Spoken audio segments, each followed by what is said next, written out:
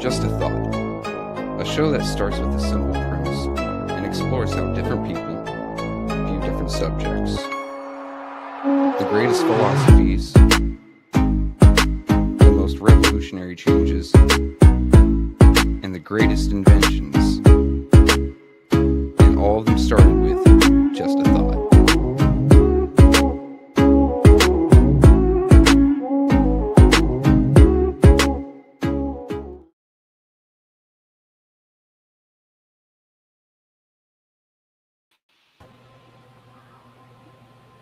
What it do, good people, all the way from the 202 to the 810 News Media Group family and chat.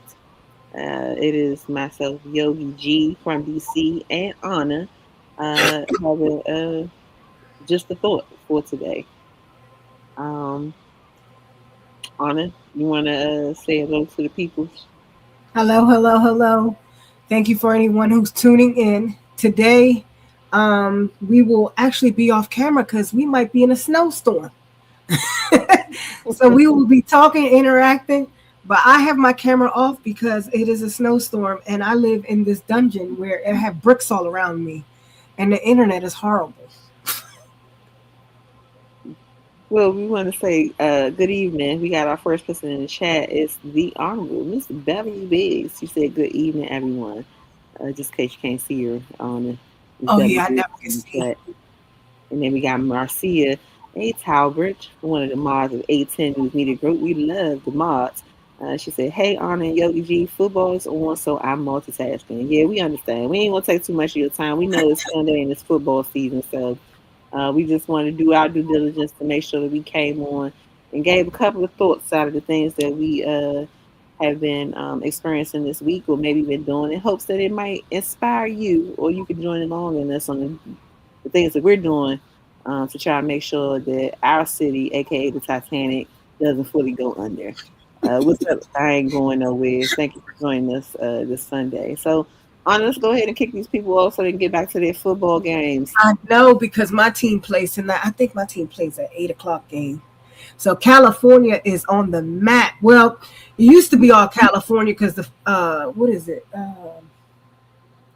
So we have two, like the Seahawks is California, and of course the LA Rams. But the 49ers, I don't forgot where the 49ers are from. But there's a lot of games going on. But yes, football, it is this will decide possibly who can possibly be running. You see Yeah, that? so my team is actually playing now, and I'm here. So I want to make sure that we talk today, and I'll be keep looking at the score. So Yogi, you could tell them why we got a camera off, so they're the ones that are just coming in now. But so I want to say what's up to the one Terry, and thank you, Michael Berger. Thank you for joining us. And as you can see in the chat, we got old Otis behind the keyboard who is also watching the football game. So we got everybody on deck just in case you were wondering.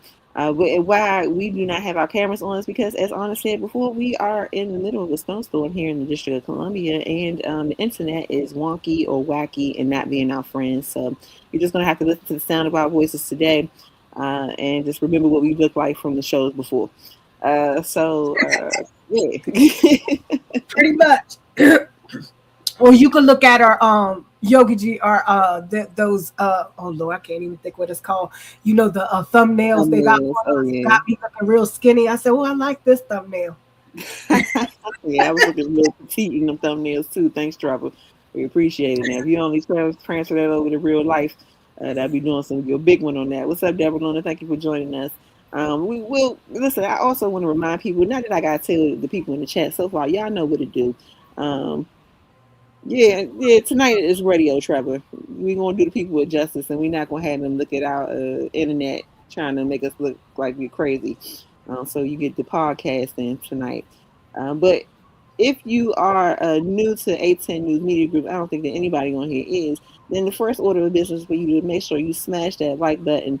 Second thing is to make sure that you become a subscriber or a member because we do got those member only shows going. And although it is not Friday, we do advocate here as Anna and I are advocates in real time for a little $5 Friday. A little love. $5 Friday. Don't just stop on Friday. It's Sunday too. We got to get it started because, of course, you want to get the independent news that you can use so that you can be able to do the things that you need to do to be accountable out here in these political streets. What's up, Kobe Fatty? Thank you for joining us. She said you've been keeping up on ML, son and grandson still in the middle of. Oh man, um, yeah. Sorry to hear that. I'm not quite sure if I'm reading that correctly, but if it's something that we can do, then prayers to you. All right, Anna, we'll kick it off. What we talking about for this good hour? Well, before we start, did you want? I really like what you just showed me. Like that is literally. Well, let's remember we said we was going before we go too far. Want to talk about what we did this week? Yes. So me and Yogi G. Well, we could talk about the one we went together. So me and Yogi G both went to the 42nd annual of UPO's MLK. You want to go first, and then No, I don't have to go first. so we were invited. This organization that we advocate on called PAVE, Parents Amplifying Voices for Education, and they were lovely enough to donate tickets for us to go. And we're very thankful. Well, I'm very thankful. Okay, I need to speak for Anna. I'm very thankful for going. I could believe that I think we both enjoyed it. It was very, very. How do you say that word? Girl, senior moment. It was very, very interesting because it was a lot of things going on. But the highlights were when we saw the youth singing. Songs that we've heard many a times, but the way the song was shown to us was in a way I haven't heard it in a long time. We sat in a space where it was a lot of people who come and do this every year to bring the memory back of MLK and his fight, and then they also raise money for youth, to get scholarships. So they had I think 4 scholarship winners. And they get money from United Planning and Organization. It's a historical, UPL's historical. Some of the buildings are named after pioneers in DC. So like Petey Green Building, which is in Ward 8. And it was an eye opener because you're in a room with all of these people to play a role in advocacy, but the reality is I don't have the dollars they have, so I can't get it on that platform. So I'm gonna trust God that I get to that platform where I could be at the Ronald Reagan. What you think, Yogi G? I thought it was a really good experience to be in a room with so many people that are intentionally investing into our youth. I was really appreciative to hear a lot of the different speeches from Martin Luther King. It's always reinvigorating, especially in times like these, to have that reminder that we do have a blueprint on how we can organize and mobilize, even through what feels like the most chaotic time. So I was appreciative to be able to kick off my weekend with such a touching moment, and I'm appreciative of it.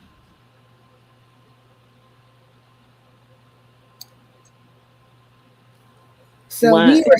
Oh, sorry. No, go ahead. So we were sitting at a table where we had 2 elected officials for the State Board of Education. And so our task was, when we work with PAVE, it's not for just sitting there and enjoying the moment. We have tasks that we have to do. So we have to make sure that the advocacy that we talk about in our meetings. So 2 of the things that we had to do is that the 2 people, the elected officials that sat at our table, we had to make sure we talked to them about reading literacy, and we had to talk to them about the importance of math access. It's a little more conversation to that, but pretty much. So when we sat there, Yolanda, Yogi G led up the conversation. She asked a question that was very interesting. If you want to share, Yogi G, that question you asked, I thought it was very interesting. And then my girlfriend Yvette, she asked the question too. And there were several of them at the table, and they pretty much answer somewhat of what it is, but it's just something that we still have to advocate for. I didn't know if you wanted to share the question you had asked. So my question was simply I know that a lot of people are still, especially here in the District of Columbia, are interested in our youth being able to be savvy when it comes to AI. And whether we like it or not, AI is happening. It's already a huge part of our day to day, especially if you use Google. or you use any kind of search engine, you are using some form of AI. My question to one of the our State Board of Education rep was, wow, this is one of your platform, one of your talking points on your platform. What's the accountability towards the damage that is coming from the data centers? Like, how do we be accountable for the technology that we're using without damaging our surroundings? Like, because uh, without you having a river or water or air to breathe, like all of it's for naught. So that is kind of like my mindset on when I hear people want to do policy shifts and still rooted in some of the things that are going to be harmful for the long term. Like, you can have all the intelligence in the world, but where you going to apply the intelligence if you don't have no no earth to live on? So I think that there should be some more consideration on how we can do a cleaner, if there's a cleaner exchange of taking on AI in our day to day. So that was That yeah, was something. that was pretty much, for us to talk to elected officials. The elected officials, the ones we were talking to, are basically advocates. Our DC system for the landscape of our education is very difficult because we're not a state. And so we have several levels of spaces we have to go into. So when you advocate, and so the State Board of Education, which was where I work at, they're basically advocates for the community. So we had Alistair, who was the Ward 2 SBOE rep, and we had Brandon Best, who is the Ward 6 SBOE rep. And both of them bring a lot to the table. Alistair is like, his fight is for reading, because he has a history of him being family coming from another country, language barrier, and the importance that a lot of our kids can't even read. But the importance of that you need to be able to be reading by third grade. And then with Brandon, the thing was, we're talking about math. And so math is the all-time access. But in order for you to know math, you must first know how to read. And in order for you to succeed in life, you must know math. So both of them go toe and toe, and go toe and toe most of the time when we're in those rooms. We go toe and toe. I'm talking crazy now. We go toe and toe together most of the time on these conversations. But the reality is we need both of them. So that was Friday. And it was funny because usually Yogi G's like, Anna, where are you going? I was supposed to, literally, Yogi G, I was supposed to get on the call and listen to Yvette do her professional talk on STEM. She had did an event, and it was huge. And I was having a senior moment, went home and didn't even log on. So I got to miss out on that. And then that evening, I went ahead and took me a nap. And then I went over to my friend of mine's who was the former U.S. representative for D.C. for a minute. Went to his house, had a conversation, and he literally helped me to put my video. So Yogi G, the other day, which was the day before Friday, Thursday, I had we had my event with the voices of the community, and I thank God for it, because this is a way that me and Yogi G can actually move further into bringing just a thought in a live way where all of us can interact, and then recording it. So we were in the space. It was really cold that night. I brought a lot of food in there. The turnout was decent. A lot of people didn't come out. A lot of people apologized, but the conversation I felt, and Yogi G, after I'm done talking, you can tune, you know what I mean, chime in and say how your experience was. I felt the conversation we had was real, and it was open. And there were some parts I did post the video that Franklin Garcia helped me to on the DCI Reporter. He created the video for me, and I posted it on my page. And it was an eye opener, and it actually has opened the door for me more. So even though the door is open for me more to be able to create this space of town halls and conversations and panel discussions, I'm trying to push this to where it's me and Yogi G, not just Anna's idea. And going forward, I want to bring Yogi G along with me because she has a talent that is not very common, and that is she has a voice on her and a story that she has. And a lot of people don't necessarily know the story, and the assumption is of DC that it's a reason. The way the city is set up is of the fault of the native Washingtonian. And so when Yogi G comes into the room, she brings the perspective of what it is to have grew up here, went to school here. So those are the kind of conversations I'm trying to build in community, to like, before you can come in this city and run for a position, or before you come into this city and say how it needs to change, please talk to the people that have been here. Educate yourself at all times. Know the people that were there before and why things are the way they are. Does that mean you don't challenge the way things are? That's not what I'm saying. But you can go ahead, Yogi G.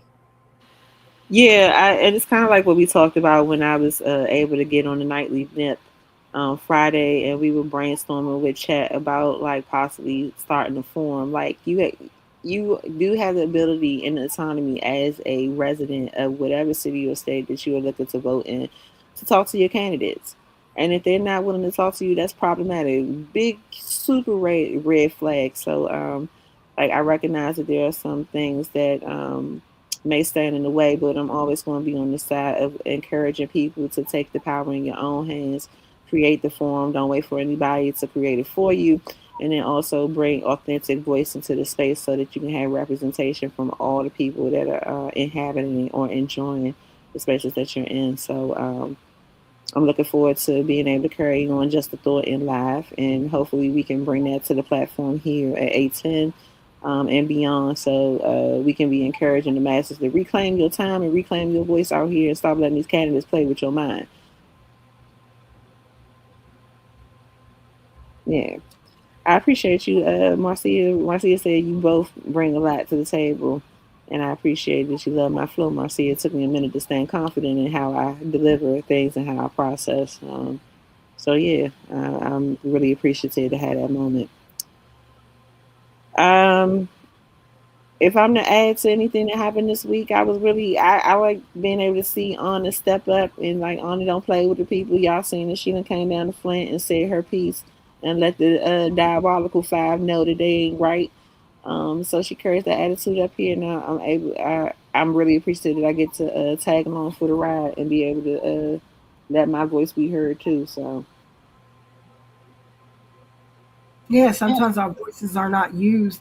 Um, Sometimes, I just sit here and I think about how even me at my age, how sometimes I won't go into other groups because I have been kind of, even me, indoctrinated how we speak and how we do things. And the older I get, um, I'm trying to do things in a different way.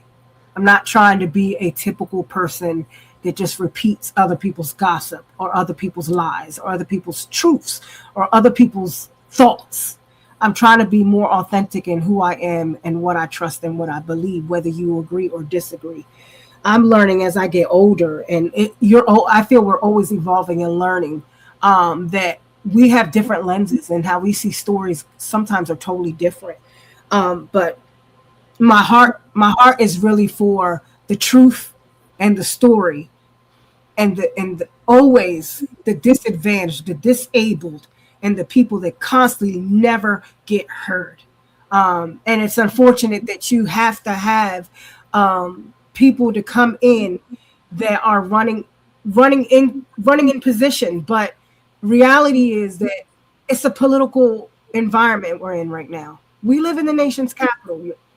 We can't run from it. Every day is something political. Every day you see a mark. Every day you see someone's flag or what they're fighting for. That is what we see. We are literally a city that doesn't have a voice because we're not a state. And I feel like we're on this podcast and we're talking, but I also feel like there's a lot of us that are in the chat that do this work. Um, and so it's just a space where we can have just our thoughts. And that's what this is. Just our thoughts. How can we move with each other? How can we share our ideas? But it also goes to, let's not just talk about it, let's be about it. Let's do something. Ain't that what Michelle Obama, her birthday was the other day. She said, do something. Um, and so I'm trying to do something. And this is where I'm at right now. Go ahead, Yogi, because you know I keep on talking.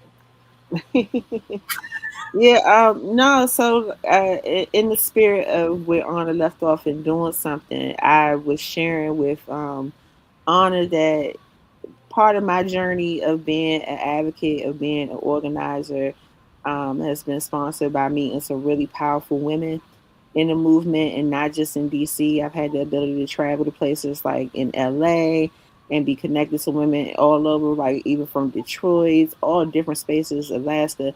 But the story that we're going to play for you tonight is centered in Minneapolis. As many you guys know, that they are definitely putting boots to ground in Minneapolis, and the people of Minneapolis have let them know that they do not want or have a need for ICE to be in their city. And so I just want to play this video of my mentor, Nakima Levy Armstrong, who has been holding it down since George Floyd was atrociously murdered or unalived. And yeah, she not playing with them. So I just wanted to play it as a point of um, inspiration for people to show that when you sick or tired of being sick or tired, the only thing to do from there is to show up.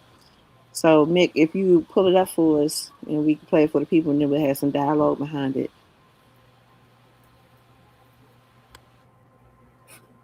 Why are you doing this? This is Operation Pull Up, more of a clandestine operation. We show up somewhere that is a key location. They don't expect us to come there.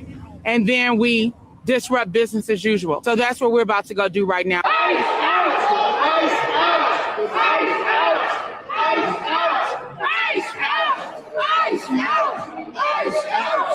Demanding justice for Renee Good and letting them know that this will not stand.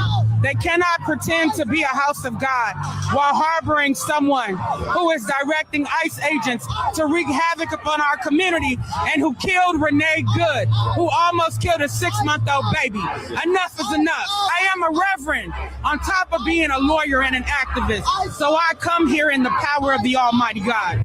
Tell us, why are you doing this? This is Operation Pull Up, more of a clandestine operation. We show up somewhere that is a key.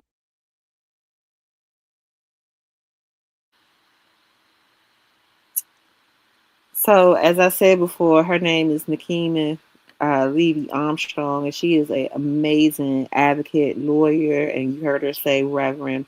And she is one of many people who are not just going to Twitter, not just going on the gram to say that they're discontent with their city being taken over, but they're actually hitting the streets and leading the people by any means necessary, meeting force with force. And so I think that what I wanted to show from this is that, like, we can sit and we can talk and point out and be what I call Captain Obvious about what's not happening in our cities and our states, but it's what you're going to do next that matters the most. And I think that if we can learn anything from what's happening in Minneapolis and what we've seen, not just in Minneapolis, we've seen it in Chicago, we've seen it in LA, is that in order for you to get the justice that you seek, sometimes you got to say it with your chest and stand 10 toes down. And I would just encourage anybody who is seeing the fight that's going on in Minneapolis to let it move you to start figuring out how you can go about seeking justice if it is something that is a thing in your city or state. How you can go about doing that. It doesn't have to look like what you're seeing on the TV. Action happens in small movements. It could be you having a forum like we talked about on Friday on the Nightly Nip. It could be that you are just having a change of conversation with your friends and your family. Like it just really starts with small movements and leads to big actions. I want to hear from Anna if you have any thoughts towards this, and then we can move on to the chat to see what the chat talking about.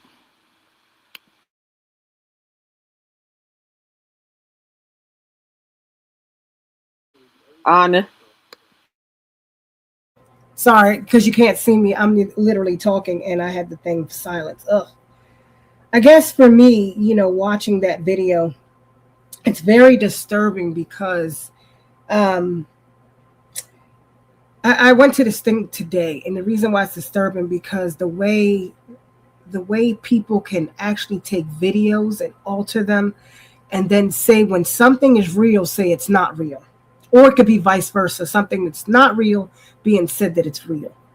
And I will say in this fight, there's a lot of there's a lot of things that are going on that is an attack on any American that has melon. Let me just say that. Any American that has melon has been affected by this ICE thing.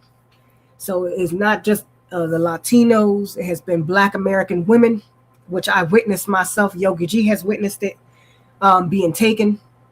I have witnessed young kids being messed with. I have witnessed Black male being messed with. Asian people being messed with. You name it. If you have any type of color, melon, there's a chance that you might be taken for 2 weeks. And this ain't just talking to be talking. This is really truthful.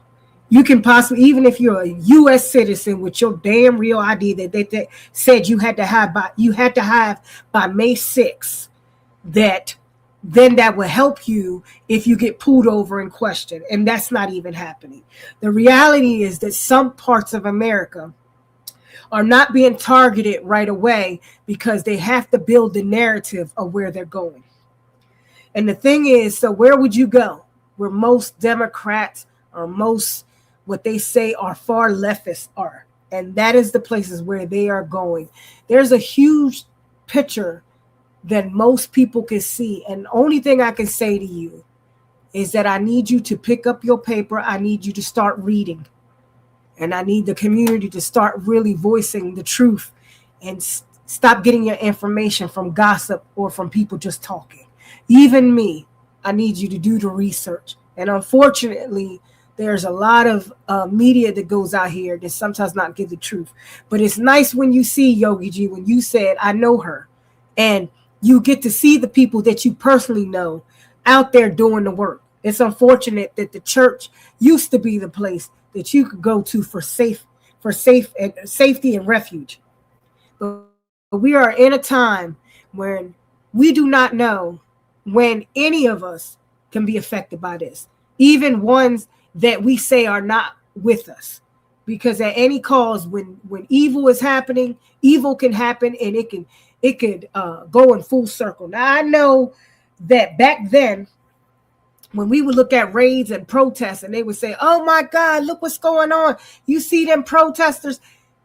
If you go back into the history of protesting, the FBI and the CIA played a big role on making it look as if the protesters were the ones throwing rocks, bomb, whatever them handmade bomb things they throw.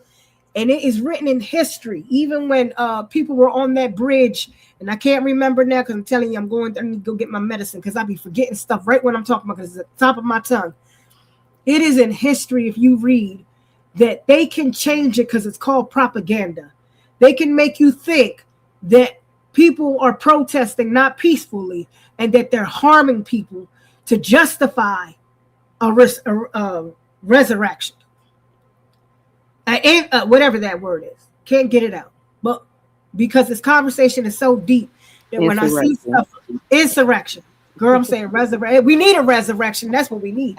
But see, you gotta help me, Yogi. I'm telling you, I get tongue twisted in this conversation because I've been living this crap.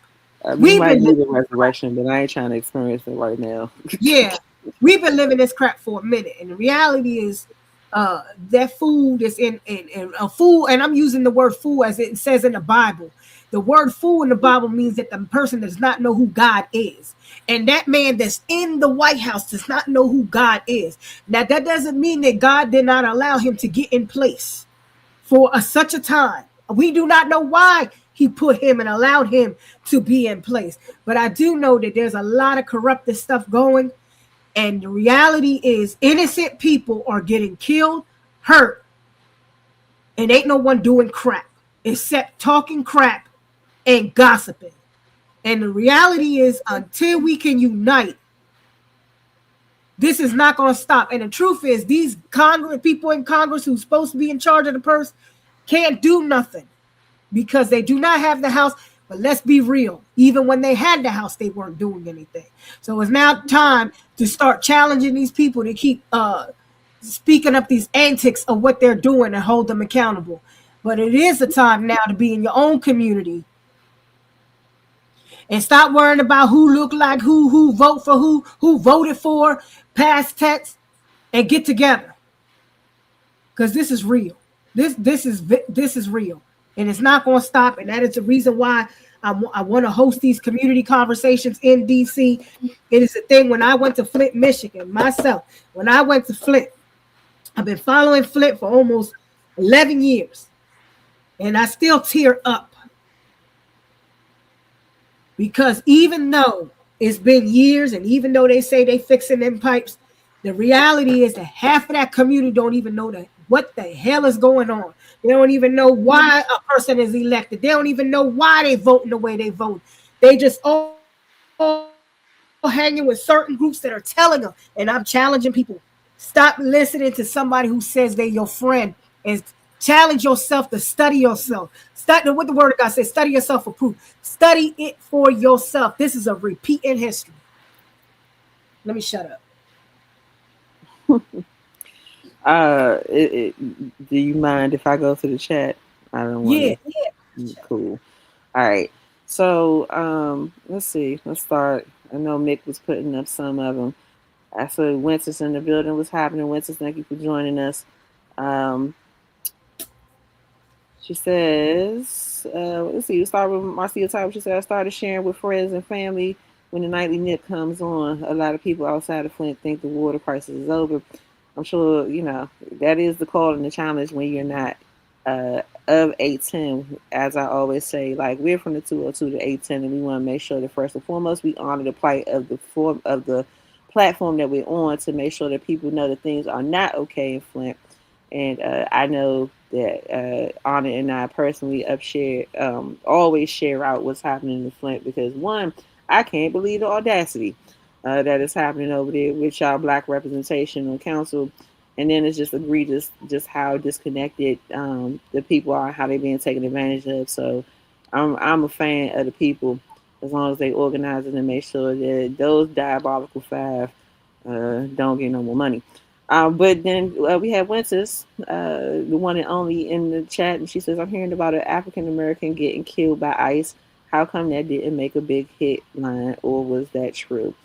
Well, I know the chat said we saw that the gentleman's name is Keith Porter. You see Mick got us holding us. It's Keith Porter Jr. And the most simplest way that I can put it, in my opinion, of once again, spending thousands of dollars, maybe some plantation time to be a journalism and media strategy student, that the complexion was not desirable for the outcome. I think that it would minimize the effort, I feel, of the people who are putting boots in the ground and fighting for all people in Minneapolis. But if we're going to be true about what moves and shakes in media, when you start talking about what I refer to as our Caucasian brothers and sisters, Wahite clan, that, you know, things get a little egregious because they start realizing that you are just like us when you stand next to us. And they don't like that. So we got people that are a little more upset about the fact that a person from the Wahite clan was unalived. And so, you know, sometimes that gets media moving. Just my personal opinion, not those of 810 News Media Group. So please don't come for them, but you can definitely come for me and come see me. Let's see what Philip says. He says, part of it is choice of words. Media chooses to describe what happens. They use different standards for narrative depending on their biases and who they cater to. I couldn't say it better myself, Philip. And then Marcia says, ours is not to question why, but to act appropriately and proactively knowing who you're dealing with. Exactamundo. I think that is an excellent thing to start doing. Don't wait for the people to create a space for you to find out about who they are. Start doing your due diligence now before it gets to the point where you have to rush to get your vote or get people to the vote. Start having your conversations. And when we say forums, you ain't got to have no whole stadium full of people. A forum is simply a collective of 3 or more people that have come together to have a collective conversation. At least that's my understanding. Let's see, is there anything else in the chat? Marcia wants us to know that his father and mother have a GoFundMe campaign, one for each of Keith Porter's daughter. So if you are so moved by the egregious act of this young man in LA being unalive, there's an opportunity for you to be able to stretch across the borders, if you will, to make sure that you can do your due diligence to help somebody out. So, and that is all from the chat so far. Tara was on. Tara was on there. I saw her. Sarah was giving encouragement. I read that personally. She was giving encouragement. She said, "You have a lot to say that people need to hear. Never pass up an opportunity to speak your truth. It's very powerful." Tara is always that's one of our wonderful advocate mothers that are joining us tonight out of these DC streets, and she is ever more encouraging to us to keep the movement going and keep saying it with our chest and standing 10 toes down, because that's all we know how to do in order to do our part. Because I ain't gonna speak from honor, I speak from a place of I do not intend on letting anybody hold the pen to my story. And a part of that means that I'm going to continue to show up and challenge those things that don't make sense if it's not community centered. And if that means that, I got to stand next to some people who are, well, no, let me not say that. That might be incriminating. Let me step back. But it's 7:36. On to what else do we got for the people on this good Sunday night? Well, we got tomorrow. Well, let me ask y'all, what have y'all done this week? I'm not saying you have to. I'm not challenging you to say you had to. What has been going on? What y'all been doing for MLK's birthday? You asking me what I'm gonna do? No, I'm trying to see everybody in the chat. Oh, how's the chat?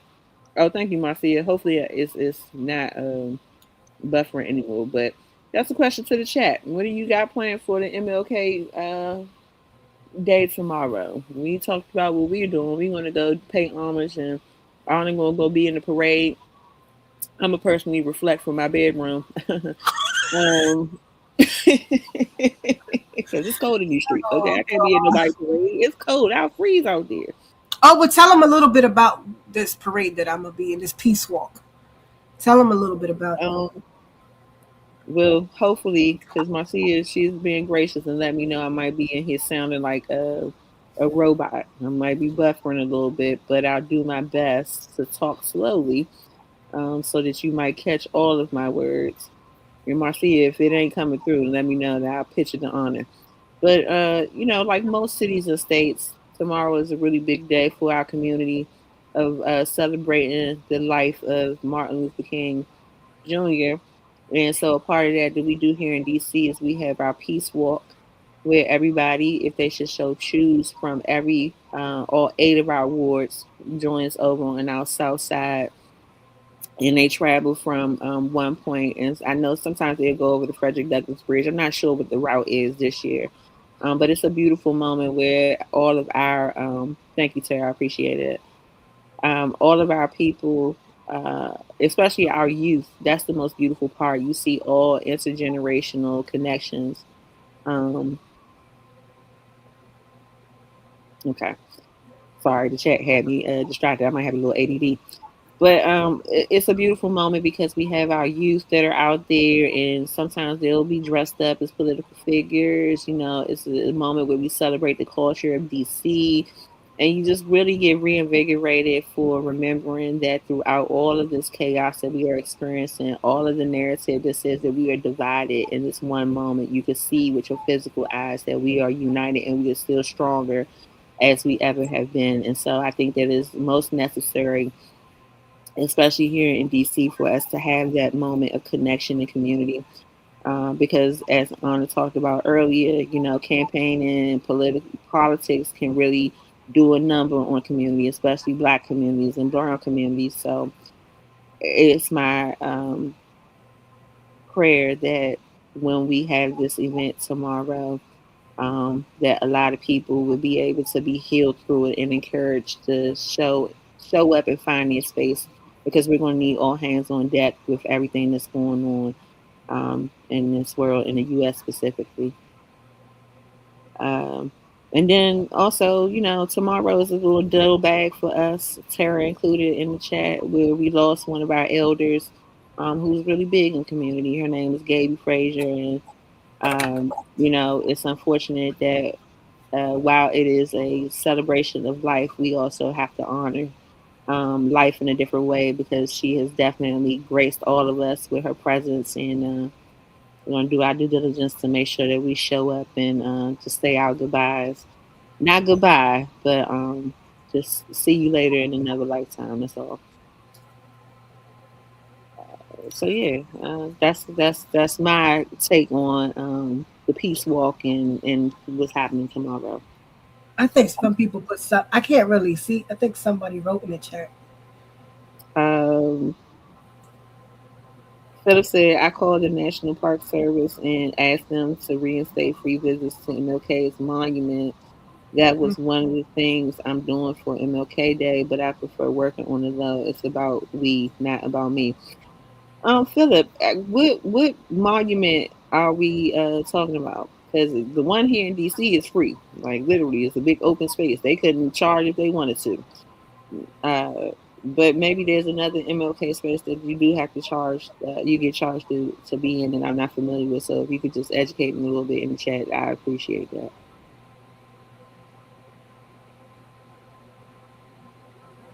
All right, it's 7:41. And then yesterday, I went to I call it the infamous prayer breakfast in Ward 8 at Covenant Baptist Church in Southeast, and I was able to meet the. I can't even get the lady's name out, but she was when Trump inauguration, she was actually the preacher that did the inauguration, and what she said to him was very viral. She said, "Can you please, pretty much have some respect for the community?" And people were so upset when she did that. She was at the prayer breakfast that I went to. She was the keynote speaker. And then we had the owner of Busbo and Poets there, Andy. And Andy's a Palestinian who has literally opened up these restaurants in D.C. where me and Yolanda, Yogi G like to go to a lot. They have books you can buy, usually books that are banned. And then the food, of course, is healthy. But they always have a lot of events there.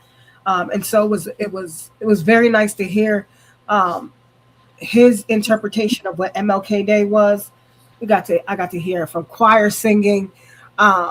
I think, but the highlight was, everything is now is political. So when you're in them spaces, you start to see all these candidates that come to these events because they want to meet the people. And the truth is that when you're running for anything, you got to get in space and you got to shake hands. You got to smile, even with people you disagree with. And that is part of MLK, where community first, and you need to be able to partner with people you usually do not talk to. And that literally is what I've done in the last 3 days. And tomorrow, like Yogi G said, I will be in that peace walk and that parade. Unfortunately, because I had this foot surgery, I thank God for the group that I'm going with. 2 groups I was going with, but this one group I'm going to be with is Statewood Pack. State girl, can't even say it right. It's a pack where they literally are every year in the parade, and they're a pack for statehood. I can't even say the word right. And this group has been for years, and the representative he leads this group. So I would be in that vehicle with the basic thing that I feel our city needs. People could disagree. We're not a state, and so a lot of us have access to be able to vote and have more say in their Congress and in their Senate. We depend on everyone, especially Michigan. We depend on Michigan a lot because Michigan is a state, and what if a senator in Michigan or a congressperson? I remember when I met Aunt Debbie, that's what they call her in Michigan. She's retired now. Now we have I forgot the new one y'all have. Is it Slocum? But when I met Gary Peters, these are people you go into these spaces, senators that are from Michigan, and you have a conversation. Hey, can you talk to your other fellow people and tell them how the importance that DC voice needs to be heard.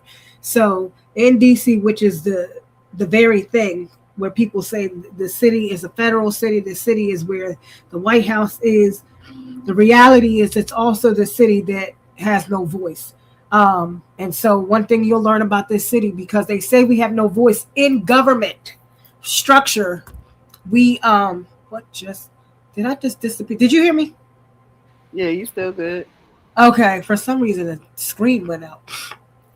Government, because of our government structure, we're kind of like blocked from our voices. So we need people in other states that are on here.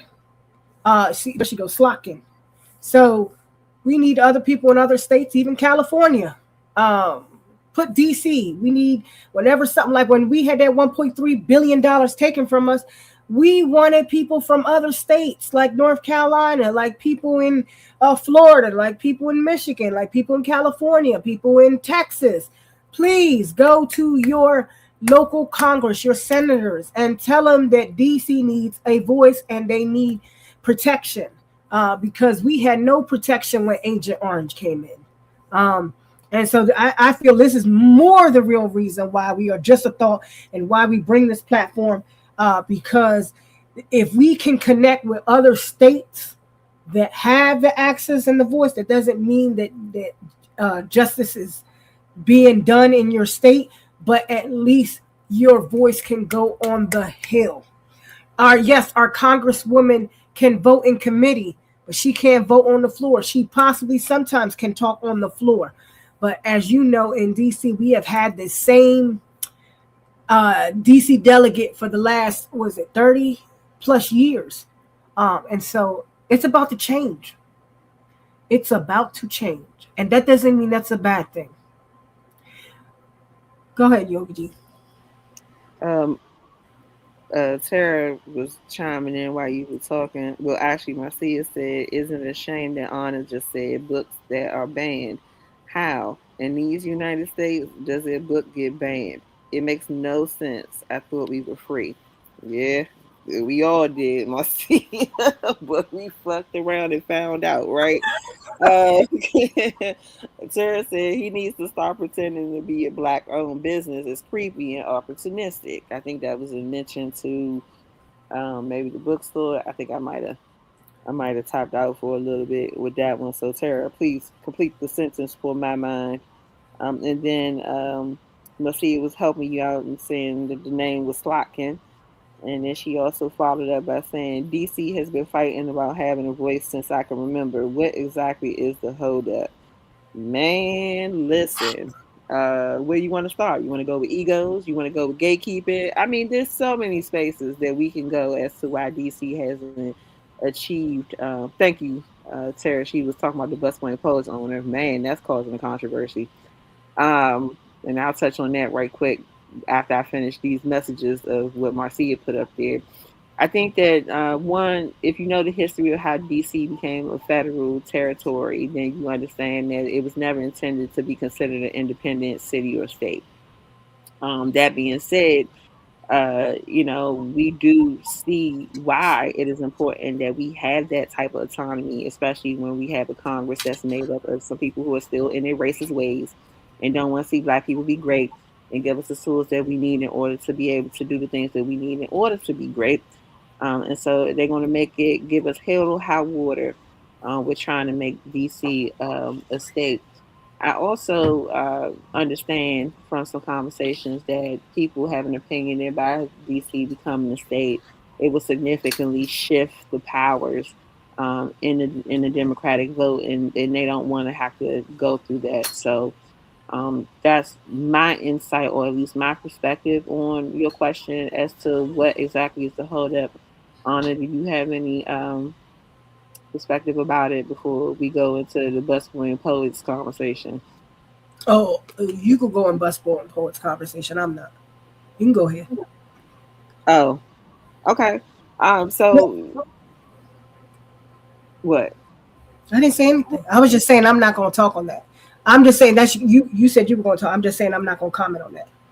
Oh well, I was just following up on what Tara was saying about about the owner of the Bustling Poets. So just to bring the chat up to speed, we have well, it's not a franchise. We have um, a bookstore. I don't know what the proper word is for it. I might be blanking out, but we have a series of bookstores here that's called Bustling Poets. If you've ever been to the District of Columbia and you had the opportunity to go, the assumption is that it is Black owned, and it is not specifically Black owned as a bookstore, but it is a community space, and he's done a lot of what we consider in community to be great work by holding forums, like so we can hear from people such as Amanda Seals, and so many other big people. You know, we get a lot of people that travel through DC, and because of the history that is attached to the meaning of Bustling Poets, which was an homage to Langston Hughes, and that it is a center of a lot of Black creative work. It is now being brought up into the public about whether or not this gentleman who owns the Bustling Poets should still be running his business, being though he's not Black. And there's some controversy around whether or not he is kind of just using the Black presence or using Langston Hughes as a way to kind of exploit or get money um, from the Black community. So that's what the comment um, was from our dearest friend Tara. She also says that hold up, Republicans in particular, DC is a majority Democratic, white people in general. DC is predominantly Black. And then Marcia said the opportunity should be for DC to become a part of Maryland or Virginia, another voting district of either state. No voice, no vote, no taxes. I'm just saying. I know that this is something that Anna is particularly passionate about. So I'm interested to hear what your perspective is. On what? What Marcia just said. Oh, because you said a lot of things. I was making sure, like, what part are you talking about? What comment? Which comment? Because you know I can't see. I'm gonna talk slowly. All right, follow me, friend. The opportunity should be for DC to become a part of Maryland or Virginia, another voting district of either state.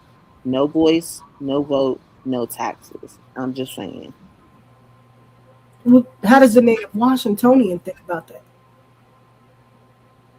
I don't have any thoughts as being a smaller version of that. I'm only 2 years in. I'm a second generation one. But I know it's something that you talk about often and that you're very passionate about. And you've been in DC longer than I've been a DC native, so let's hear it.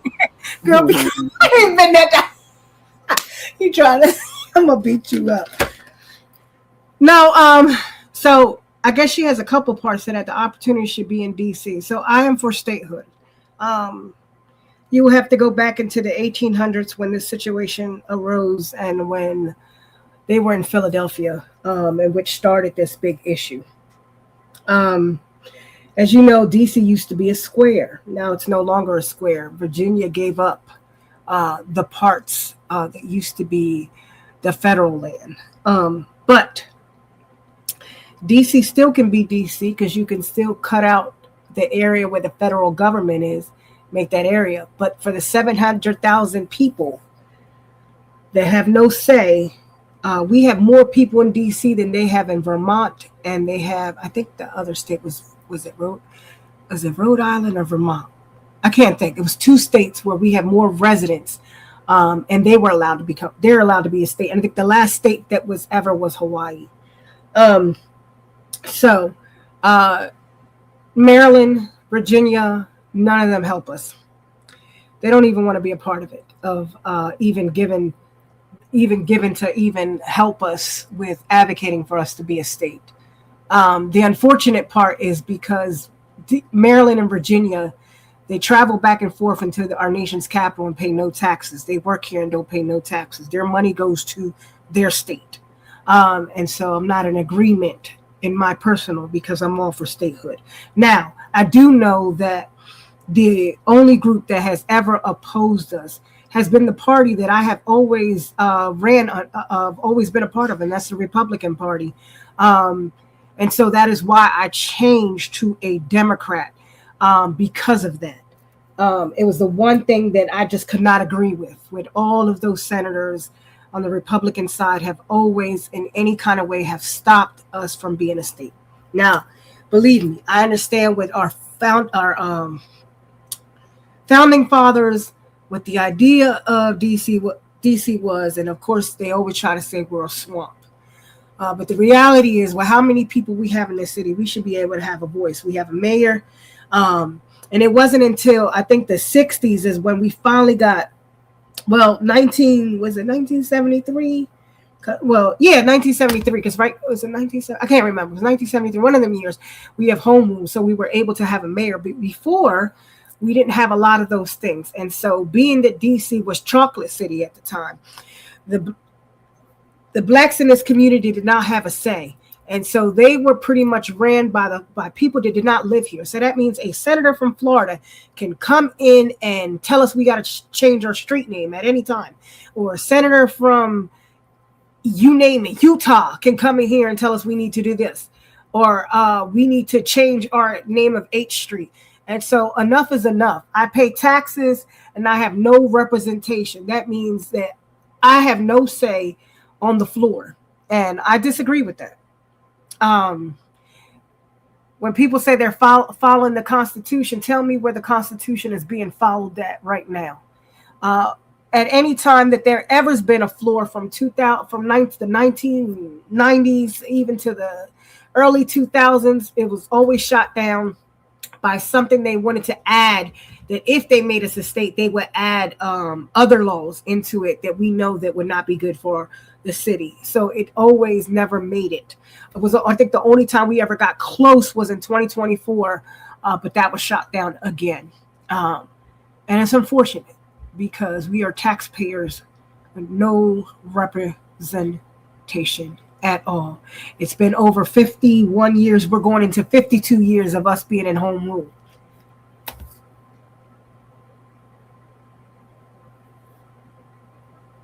No, Yogi. Okay. Well, hopefully that was a satisfactory answer, for you to get to know our hearts on that issue. I know it's 7:57 right now. We got like 2 minutes before Otis will be booting us off the connection so he can go back to his football game, because we appreciate being here so much. But if I may, I'd like to end it with letting my tinfoil hat fly high for a second, by proposing to people that we consider the most egregious end of everything that we're experiencing. And I challenged our chat just to see if you're ready to live off the grid. It's been a circulation, at least in my algorithm, of people talking about how things are looking really bleak, and to the point where you might have to start considering how you and your family are going to survive should we go through things like we had the Verizon shutdown, where a lot of people were able, Anna included, were able to get in contact with their family members and things like that. So, like, I think what we learned from that is that perhaps we need to start considering how can we get in contact with our loved ones, in order to, like, still make sure that they're okay, make sure that things aren't, that they're not in crisis, while we don't have our little handy dandy cell phones. So that's something to take into consideration as you planning out your week. Do you have a plan of action for that? And then we here at DC sometimes take it for granted that democracy sometimes come through. But given this administration, we might start wanting to consider which way of the border we're going. Are we going further up north, or are we going further down south? We don't know. Or we gonna have to swim across. Yeah, or we gonna have to swim. We might go back into a shutdown. I'm talking about like permanent shutdown. Like they trying to get the Donald Trump seat, so they about to hit the button and make us all disappear. Like, we live in the nation's capital, so anything is possible. But like, if we should have to come outside of our homes because they're forcing us out, and we gotta get to our next people, do you have an emergency bag? Do you have the things that you need? And it sounds funny to think about this, because we have never been in our lifetime in a situation like that. But I would rather be more prepared to be able to still hold down the people that I love than to sit and scarf and be caught with my pants around my ankles. Girl, so but that now is with my. just said. That right, But I'm a girl. What Marcia just put on there. That is exactly what you said.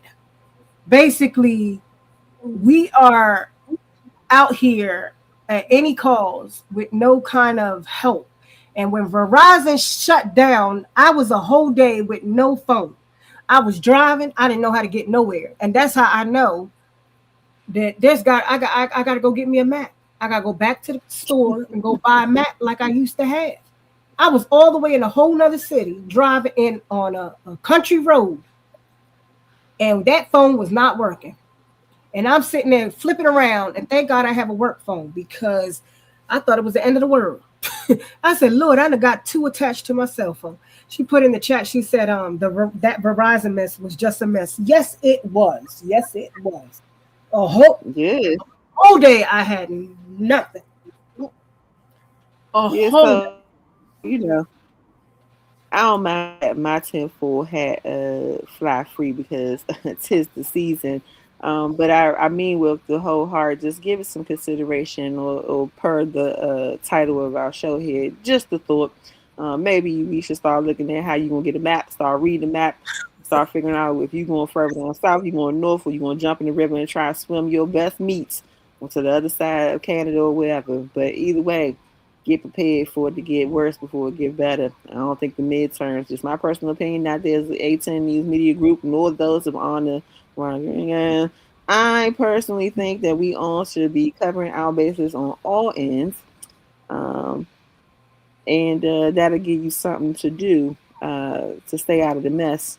And maybe, I don't know if it'll lessen the stress, but you'll definitely stay out of the mess because you're planning how you're going to get yourself up out of it. Um, I just Marcia want to said, leave. in this day and age, cell phone carriers should have a backup plan. Yes, WG is 10 for hat season. I just want to leave And you. then Mick said, That's not Mickey. oh, I'm sorry. That's not Mick. Oh, my bad. That's Trevor. Who is that? That's That's Trevor. Trevor? Oh, word. I can tell that's Trevor. Look at it. It says military Mac. He's real smart with that military. Whenever you, that's Trevor's writing. I could tell. But Listen, Trevor started me with my kryptonite math and numbers, and that stopped me right there. I didn't even get to the military math part. I was like, who is that? No, but I just don't be exposed to my level of education in the math department to Trevor putting big numbers up there. It scared me. I just want to say that, like, I know I talk a lot about the different parties, and sometimes it's because we're in the nation's capital. But that doesn't mean that my whole thing is like I dislike one group versus the other group. Both groups need help. And we just need to formulate as a community, and we can agree to disagree, but we need to work together. And sometimes when people say things we disagree with, sometimes we shut down, we get mad, and we cut them off. And so I just feel like with this thing with Just a Thought, we have to work on how to be able to hear each other's voices, even though we have different views, and learn that sometimes propaganda is what they put out there, and they make us argue back and forth with the assumption of us putting us into identity politics. And I'm just tired. That's all I want to say. Okay. Well, good folks, it is 8:03. We are 3 minutes over the time that we promised to have you up here. We appreciate each and every one of you guys that have joined us on this good Sunday. We know it's not easy. All right, Marcia, we got one more. She said, we are in survival of the fittest time right now. Who will or can make the cut? You can say that right, because I know I'm not Underground Railroad ready. I've been eating chickens and mumbo sauce around this joint and a couple of Burger King sandwiches. So I got some things to do to get myself ready to do anything if it got to do with me being running and trying to save lives with a backpack on it. So I really got something to do starting this week, right? What better day to start your Underground Railroad health plan than on Martin Luther King's birthday? So, good people, listen, be great. Continue to push that like button on any of the shows that come on News Media, on A10 News Media Group. We appreciate having this opportunity to let you know that what's happening in the 202, because as Anna said before, we need you because we don't have a voice in the Thunderdome. So if you hear our stories and you got some pull or clout, tell them people, help us out. And I'm going to say good night and peace on that one. What about you, Anna? Peace. All right. Peace, good people. See you next Sunday.